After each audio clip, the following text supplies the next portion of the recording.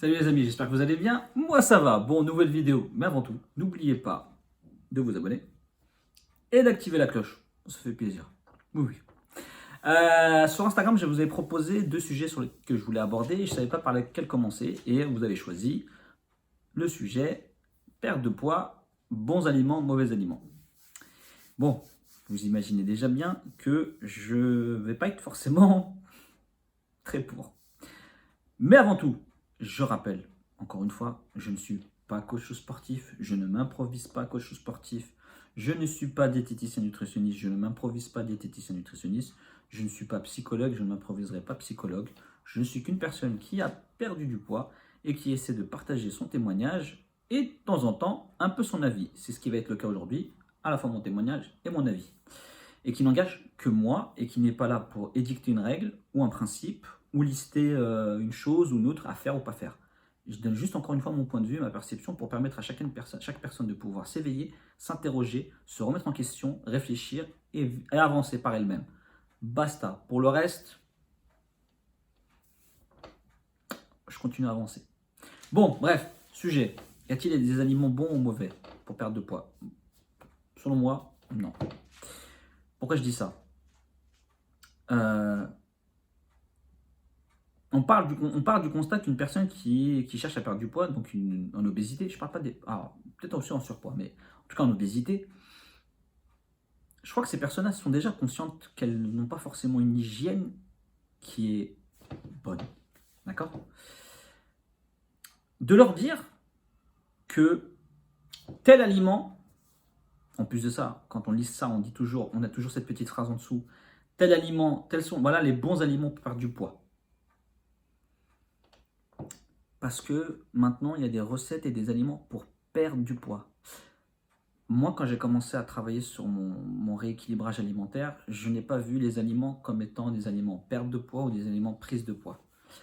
J'ai cherché à comprendre ce que c'était l'alimentation, quels étaient les besoins du corps humain en alimentation.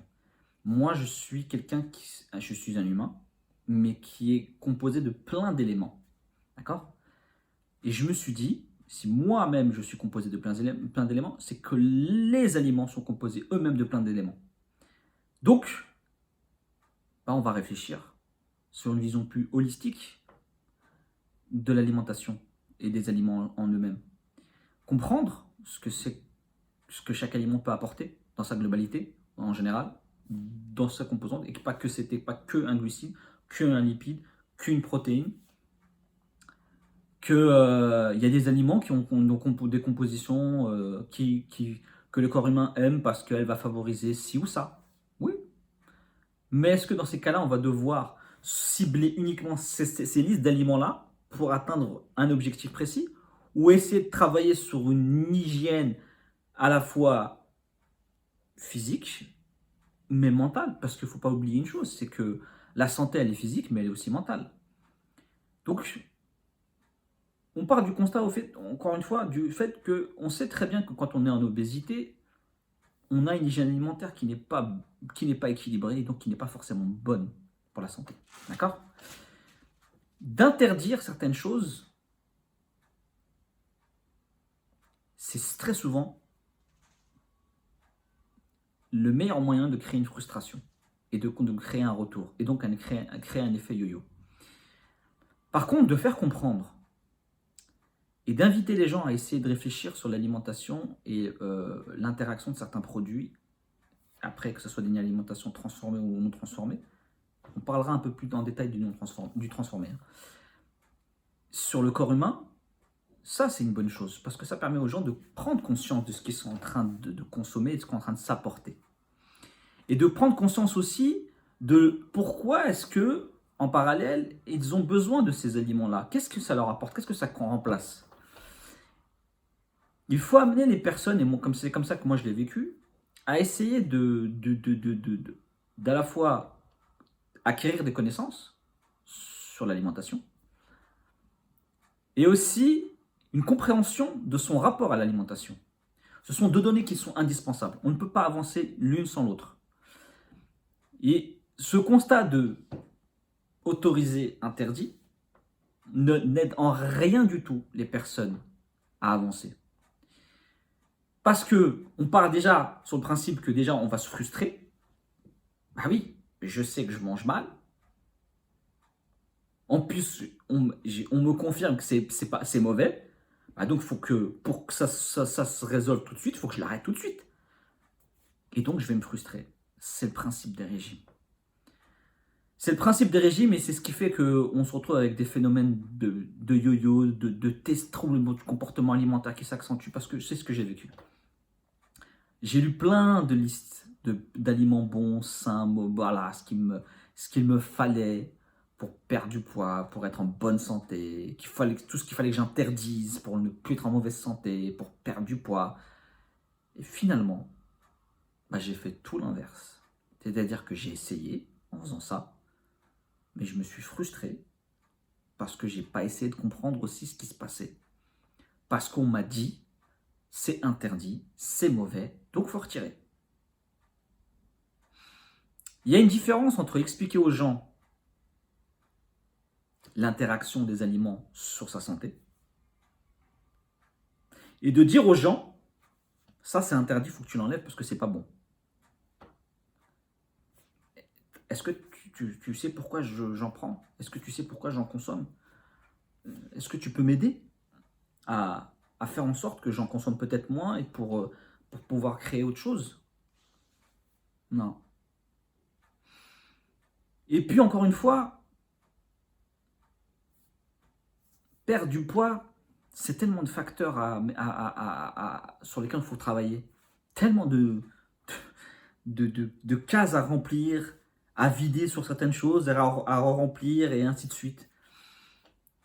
Que un équilibre, ça ne se construit pas comme ça du jour au lendemain avec automatiquement des... On sait qu'il y a des choses qu'il faut améliorer, on sait qu'il y a des choses qu'il faut bonifier, on sait qu'il y a des choses qu'il faut réduire. Mais est-ce qu'il faut tout retirer? Je ne sais pas. Moi, non. Il y a des choses sur lesquelles... Il y a des aliments sur lesquels j'ai gardé parce que ça me rappelait des choses, ça m'apportait des choses. Mais j'ai appris une chose. J'ai appris à les équilibrer, j'ai appris à les doser, j'ai appris à ne plus en être dépendant, dans le sens où ce n'est plus la base de cette hygiène que j'avais, c'est une composante, tout simplement. Une composante minime, mais sur laquelle je ne me frustrerai pas d'en prendre parce que je me dis qu'on va me dire que c'est pas bon. Tout ça pourquoi? Parce qu'en fait, j'ai appris à me connaître, à me comprendre, à me suivre, à m'analyser, à m'écouter et surtout à prioriser ma santé, mais ma santé physique et mentale. Donc les aliments bons et mauvais, je dirais plutôt que travailler plutôt sur une meilleure hygiène, travailler plutôt sur une compréhension de ce que c'est que l'alimentation, de ce que sont que les produits, les aliments. Comprendre ce que c'est qu'un produit transformé et ce que ça apporte et pourquoi ça nous apporte autant. Comprendre aussi ce que l'on peut faire nous-mêmes avec des produits, des aliments bruts, ce qu'on peut créer, comment on peut s'investir, comment on peut trouver du plaisir à se construire des choses qui nous apporteront physiquement et mentalement. C'est ça qu'il faudrait faire. C'est cette approche-là qu'il faudrait amener à toutes les personnes qui cherchent justement à améliorer leur santé, à se comprendre, à avancer. Parce que la perte de poids, c'est une chose. C'est une étape dans une vie. Ce qui est important, c'est l'après. C'est comment ne pas revenir à cet état, à cette souffrance, à ce poids en trop et ses conséquences qu'elle nous entraîne, bien sûr, avec la santé et les conséquences psychologiques. D'introduire que des aliments sont bons parce qu'ils sont bons. Et en plus de ça, ils sont bons et ils font perdre du poids. Ah, ça, c'est l'accent supplémentaire. Ça, c'est la goutte supplémentaire. Ouais, j'ai pas cette vision-là d'alimentation. J'ai une vision globale de chaque aliment. Et j'ai appris à faire que ces produits sur lesquels j'étais dépendant, parce que j'avais une relation affective, mais une relation de goût aussi, j'ai appris pour une grande majorité à les transformer, les changer, les remplacer.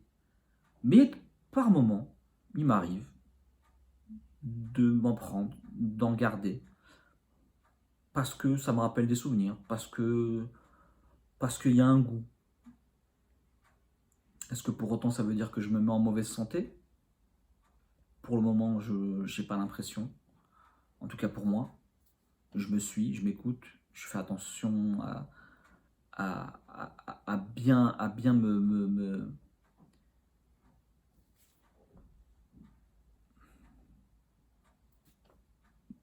pas d'autre mot que m'écouter. Et quand par l'écoute, je parle bien à la fois émotionnel, mais aussi à travers mes analyses médicales. Je pense qu'un équilibre, c'est un tout. C'est une composition de plusieurs choses. Un enrichissement de plusieurs choses. Alors oui, effectivement, l'ultra transformé, ce sont des choses qui ont des valeurs nutritives très pauvres. Ok. Qui peuvent être nocives. Ok. Au-delà même d'une prise de poids, des personnes qui n'ont pas forcément de problématiques de poids, à consommer que de l'ultra transformé, ont des problématiques santé. Ok. Je ne le retire pas. Je ne suis pas en train de prôner l'ultra transformé ou le sucré ou le chose, ou très riche. Je ne prône absolument pas ça. Je prône juste le fait qu'il faut arrêter d'interdire pour interdire et faire peur et diaboliser. Il faut permettre aux gens de comprendre, d'apprendre, de progresser, d'évaluer, mais aussi de leur permettre de s'autoriser.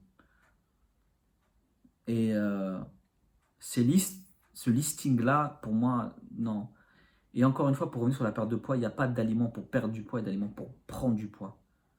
Parce que si on s'arrête uniquement à ces fameux listings, où forcément dans la catégorie aliments qui font prendre du poids, on va essentiellement trouver des aliments ultra transformés et très riches. Les aliments qui font perdre du poids, les aliments bruts, sains, pas transformés et peut-être peu caloriques, mais il y a quand même, quoique, il y a quand même des aliments qui sont assez caloriques. Et on va vous dire que ben voilà, il faut manger que ça, et comme ça vous serez en bonne santé et vous allez perdre du poids. La perte de poids, c'est que ça, c'est que transformé, ultra transformé et brut. On n'a pas un rapport quantitatif.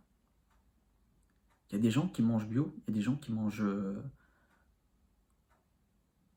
vegan, il y a des gens qui mangent brut et qui ont quand même du poids en trop, parce que c'est encore une fois un rapport quantitatif.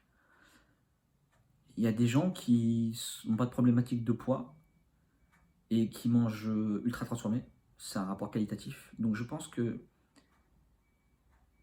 limiter le rapport, l'alimentation qu'à ça, là, c'est...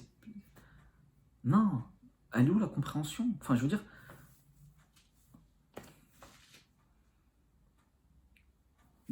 poussons les gens à comprendre ce que c'est que l'alimentation, à comprendre leur rapport à l'alimentation, à comprendre ce que les besoins du corps humain, à comprendre le sens qu'ils ont envie de donner à leur hygiène, à comprendre, à construire leur hygiène progressivement. Moi, je continue encore à la construire. Alors, certes, à la marge, mais j'apprends plein de choses, j'aime bien découvrir. J'ai appris à être créatif, j'ai appris à être... à comprendre à la fois mon rapport émotionnel et à la fois à comprendre aussi à mes données médicales pour savoir comment je m'équilibre encore mieux. Mais j'ai fait évoluer ça progressivement, mais je suis pas parti sur une base où ça t'est interdit, ça c'était autorisé. Je me suis pas bloqué, je me suis pas fermé, je me suis pas voilà. Je suis pas en train de dire encore une fois ou prôner la malbouffe entre guillemets ou l'ultra transformé ou je suis pas dans ça. Ne me faites pas dire ce que je n'ai pas dit. Je suis juste en train de dire, arrêtons de lister des choses. Permettons à chacun de faire des choix et de pouvoir travailler son équilibre. Et peut-être d'être amené un jour, qui sait, à ne plus utiliser de l'ultra transformé. Tant mieux, mais tant mieux. Mais ne pointons pas du doigt les personnes qui en ont encore dans leur vie. Là, je veux dire, si ces personnes-là sont conscientes de ce qu'elles sont en train de faire, sont responsables de ce qu'elles sont en train de faire, se suivent, s'accompagnent, et qu'elles ont le besoin, les sensations de temps en temps d'avoir cette envie-là et que tout va bien. Pourquoi les Pourquoi les figer, les cadenasser dans un... C'est ça que je comprends pas. C'est ce... Poussons les gens à apprendre, à comprendre. Poussons les gens à s'éduquer. Il n'y a pas mieux. Encore une fois, la perte de poids, c'est un temps donné. Ce qui compte le plus, c'est l'après. C'est ne pas revenir à cet état qui nous a fait souffrir. Et cet état-là, il se construit. Il se construit avec le temps, progressivement, étape par étape. Faire comprendre que oui, effectivement, encore une fois, je le répète, l'ultra transformé, les produits hyper riches en sucre, en gras saturés, ne sont pas les produits les plus intéressants pour votre hygiène physique, santé. Mais peut-être qu'il y a une donnée qui fait que ça vous apporte quelque chose. Et cette chose-là, il ne faut pas l'occulter. Maintenant, il faut vous inviter aussi à faire évoluer ce plaisir. Le plaisir, il peut se trouver de n'importe quelle façon. Et il peut se trouver aussi en créant, en imaginant, en travaillant avec des produits sains, des produits bruts. On peut, et ça, il faut donner l'envie et le goût aux personnes-là de pouvoir atteindre. Et ne pas leur dire que ça, c'est interdit, donc elles vont se frustrer, elles vont se dire, bah, c'est des aliments bons, mais ils n'ont pas de goût. Ben non, si, des aliments bons peuvent avoir du goût, parce qu'on peut travailler, on peut les revoir, on peut les façonner, on peut les cuisiner différemment, on peut leur apporter des choses. Et puis en même temps, quand on connaît l'intérêt des aliments sur notre corps, ça apporte un double plaisir. Donc, amener les gens vers une transition douce, vers un changement doux, vers voilà, sans leur interdire. Et d'eux-mêmes, naturellement, petit à petit, ils seront amenés à rééquilibrer leur alimentation et à retrouver un rapport beaucoup plus sain, beaucoup plus équilibré, beaucoup plus serein, sans qu'il y ait de sentiment de se dire que ouais, j'ai dû m'interdire ça. Ou si demain ils étaient amenés à, bah, je sais pas, à consommer une part de brownie industriel ou une part de gâteau industriel, à culpabiliser, à se dire que je suis en train de me rendre malade et je vais regrossir aussi ou ça. C'est c'est affolant quand même quand on en arrive à ce genre de trucs. Et puis, arrêtons aussi de lister les aliments bons comme étant des aliments de perte de poids, quoi. Enfin, ok, les aliments, dans leur vision, enfin, un aliment, c'est pour moi, j'ai une vision holistique de l'aliment, mais un aliment, des fois, certains ont des molécules, ont des composants qui font que, voilà, ils peuvent interagir sur certaines choses. Ouais, mais en quelle quantité faudrait les consommer dans ces cas-là? Faudrait-il faire un régime alimentaire uniquement avec des aliments pour lesquels on a découvert des choses qui feraient que le corps humain brûlerait un petit peu plus de... ou s'attaquerait un peu plus au gras? J'ai vu des régimes à base de certains produits uniquement parce que ils avaient des propriétés que le corps humain aimait bien parce que ils venaient attaquer un peu plus le gras que d'autres. Mais c'est, elle est où l'hygiène, elle est où l'équilibre dans tout ça? Je, on peut pas. Enfin, encore une fois, les personnes qui sont en obésité ou même des fois en surpoids, enfin, et en surpoids, souvent ont conscience de leur hygiène qui fait défaut, leur hygiène alimentaire qui fait défaut. Elles savent qu'il y a il y a des aliments qu'elles doivent réduire. Elles savent qu'il y a des aliments qu'elles doivent introduire pour créer cet équilibre. Mais de leur dire de but en blanc, ouais, ça c'est pas bon et ça c'est bon, ou est-ce qu'on les aide réellement? Pas sûr. Est-ce que leur interdire, c'est forcément la meilleure des solutions? Pas sûr.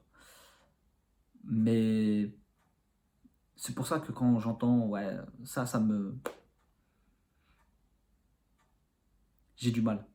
J'ai du mal parce que ça n'aide pas les personnes à s'intéresser, à s'éduquer, à s'éveiller, à se construire. Le but, c'est ça, c'est de se construire, s'éveiller, s'éduquer, travailler pour pouvoir durer, pour pouvoir vivre, pour pouvoir kiffer, pour pouvoir... Moi, j'ai appris que à remplacer un brownie pépite de chocolat par un truc que je fais maison, avec des produits bruts. J'ai appris à, je sais pas, j'avais un cordon bleu, j'ai fait mon cordon omelette avec des produits bruts. J'ai appris. Il y a des choses sur lesquelles, de temps en temps, quand j'en ai envie, j'en ai envie. Est-ce que je vais m'en vouloir? Est-ce que je vais me culpabiliser? Est-ce que je vais me dire que je vais me rendre malade parce que de temps en temps j'en prends?